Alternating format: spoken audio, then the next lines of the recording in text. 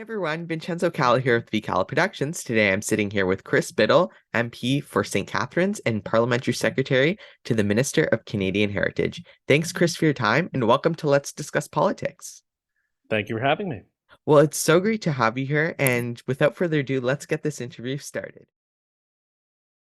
So our first segment is called Chris's Story, where we'll talk about who Chris is and his political history. So first off, can you tell me about yourself, your story, and how you got your start in politics? Absolutely. I got bit by the political bug at a young age. I thought in my teens that politics was always something that was fun. I guess at that time I assumed that that was something that people did in their 50s and 60s, more towards the as they're looking at retirement and kind of a latter career type thing. But I wasn't happy with the direction of the country in 2015, and had an opportunity to meet the Prime Minister and leader of the party at the time, and really liked it and thought to myself, would be great one day to run for him, but it's probably not the right time for me, I said at the time. But I was approached by some people at the association who said, you should consider running. And I said, absolutely not. And thought about it again and put my name forward. I wanted to see positive changes for my community and put my name in. I laughed at the time because the second I said I was going to run, our numbers dropped from first place to third place, but things turned around in September and October, and I found myself here for 3 elections later. So. Well, exactly. You're here. You're sitting here as a twice re-elected member of parliament. Once elected, twice re-elected. So obviously something happened, right? And let's talk about that now. Let's talk about your decision to run back in 15 and why you ran. So why did you decide ultimately to throw your hat in the ring and run for MP back in 2015? Well, I mentioned the one thing was I wasn't happy with the direction of where things were going. A couple of high-profile people in the community also said no, they didn't want to run. And so politics is a lot about luck and opportunity to get elected. And the opportunity was there. I felt I liked the Prime Minister's plan. I liked where we were going. I really hated the direction of the previous government, and decided to put my name forward. And even though I had followed politics a long time and been involved in campaigns, it's a really different place to find yourself as the candidate and trying to get your name out there. I wasn't even though I was involved in the community, I wasn't a well-known household name in St. Catharines. And so put in a lot of work, get to a lot of events, try to get my name out there over the course of almost a year from the time I decided to run until the election started. And it was an exciting time. It was a chaotic time. It was a terrifying time. But yeah, things turned out pretty well for me anyway.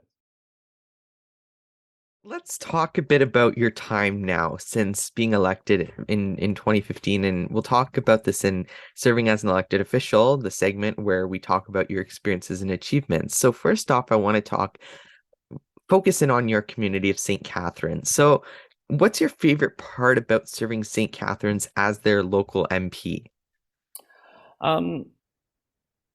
Every politician is going to say, and I agree with it, and perhaps it's a bit trite, is being able to engage with the community and being able to meet people, being able to help people. But even beyond that, like the fortune of having one of these 338 seats and 338 opportunities to have a positive impact on change, to have that influence, to have some say, have some not to use it again, but have some influence in how people's lives are affected, how to make their lives better, how to make our community better, has been such an honor, and it keeps me going despite all the negative things that may pop up along the way.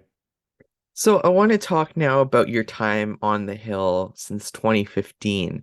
What has been your favorite achievement there as an MP on the Hill? And what have been some of your favorite achievements so far? We'll talk about a couple. One of them is a local project that when I got elected, there's this beloved pier in St. Catharines that was falling apart and had closed down, and it was a favorite spot of people to walk down and walk out into Lake Ontario and just go for a relaxing stroll. And it had been closed for a year by the time I get elected, and we promised to fix it, but there was no money, nothing in the platform, nothing really that checked the box of this project. So it was a great deal of work with myself, my staff, my our municipality to try to get the funding. It wasn't a small project. It ended up being $26 million to fix this, but it was a multi-year effort to get it done, and to be there on the first day that it reopened and see the joy people had to be able to go back and be able to take part of something that was integral to the community. These piers in Port Dalhousie in my community was something that was significant. And another one up here was the Genetic Discrimination Act, which was an advancement of human rights in this country, where we said we're not, or excuse me, that you can't be discriminated on based on a genetic test. And the government was opposed to it. And so there was some fear that this wouldn't pass, that we wouldn't move this forward. And there were a number of members of parliament. I tip my hat to Rob Oliphant, who was a significant leader on this, but to be part of that, to help make sure that this did get through. And to see a few years later, it survived Supreme Court of Canada challenge, which was the reason we were told that we should vote against it, that it wasn't constitutional. Was an amazing to see, to push human rights one step further, even though it may be on the different side of what the government was thinking at the time. Well, Rob joined me actually by around the end of 2022. We had a discussion. I feel like don't quote me on this. I'm gonna link it up here. So if you're watching this and want to go see my conversation with Rob to see what we talked about, go check it there. But I feel like that did come up, or something like that came up in that interview, and some important legislation there. Before we go on to the last part of this interview, because I still have a bit of time, I want to ask you about your work as the Parliamentary Secretary to Minister of Canadian Heritage. What have you been doing in that role recently? And what sort of work do you do in that role in supporting the minister? It's been busy. It's heritage can sometimes be a little bit of a sleepy file. I shouldn't say sleepy. It's broad. There's a lot of funding, but someone joked, a reporter joked with me when I was appointed and said, "I see a lot of ballet in your future." But we have had two major pieces of legislation come through our committee, which is my focus. Both C11, which is the Digital Online Streaming Act, to regulate online streaming and ensure that big tech companies contribute to Canadian heritage. The second one is Bill C18, the Online News Act. As we see, Facebook and Google control about 80 to 90% of digital ad revenue, as they are monopolies in their own right, and make them pay for the news that they contribute to. As we see news outlets across the country struggling, closing up shop, news outlets are fundamental to our democracy. Social media companies and tech giants less so. And so it's based on the Australian model that done the year and a half. And we have a third piece of legislation to address online safety and harassment, which I guess we'll see when that is tabled, whether that's late spring or early in the fall. We're going to go on to the last segment now, which is called The World of Politics Around Us, where we'll talk a bit about this world of politics that surrounds us. So first off, I want to ask you, this is the one I always like to hear, and who is or who was another politician that inspires you? I guess locally, when I look out at our own caucus, I think I really tip my hat to Greg Fergus, who's a member of Parliament, who serves with us. Who serves with me, and just the calm, intelligent, thoughtful way that he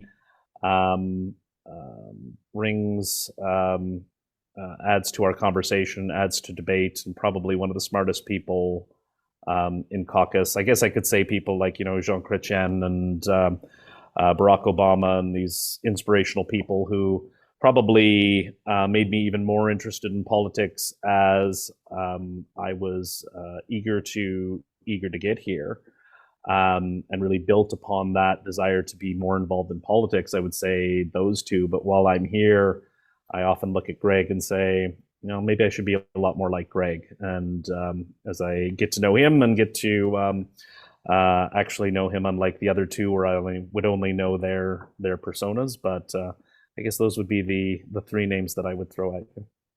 And finally, now, this is the question that I always like to end on, and so much conversation sprouts from it. And it's, what do you think is an issue or some issues that you would like to see focused on more, both by yourself and by your government, and as just in general, what are some issues you want to see focused on? The issue I'd like to, even though it is a focus, opioids, and it's something that is discussed. My worry is it's not discussed at a mature level. It's still discussed as a criminal justice issue by far too many in the House of Commons, and it's not discussed as a public health issue. My constituency office is pretty much front and center of the opioid crisis in St. Catharines, and myself and my staff see the impacts of it daily, though regardless of where anyone is in this country, you probably don't have to go too far to see the impacts of it. It's killing about 4,000 to 5,000 Canadians a year. There's ways to treat it. The problem is some of those ways may seem counterintuitive when we talk about things like safe supply, supervised injection sites. Canadians get worried, and there's politicians that will prey on those fears. And my worry is that we will keep having these discussions about solving this through jail. And it hasn't worked for 40 years, the war on drugs. There are jurisdictions that have stepped up and used these unconventional ways to address the opioid crisis. And my worry is too few politicians at all three levels of government are still talking about this crisis with platitudes and solutions that didn't work 20, 30, 40 years ago. So we need to be innovative. We need to be bold because people are dying, and a lot of them are. So I'm going to leave it there for today. Thank you, Chris, so much for joining me. It was great to have you here. Oh, my pleasure. Well, it was so great having you. And if you like this interview, make sure to go check out the other part here on YouTube with Chris on Friday for top 10. If you're watching this on the day of the premiere, it will be coming out on Friday. So Let's Discuss Politics is a VCalla production. So until the next video, I'm Vincenzo Calla, signing out.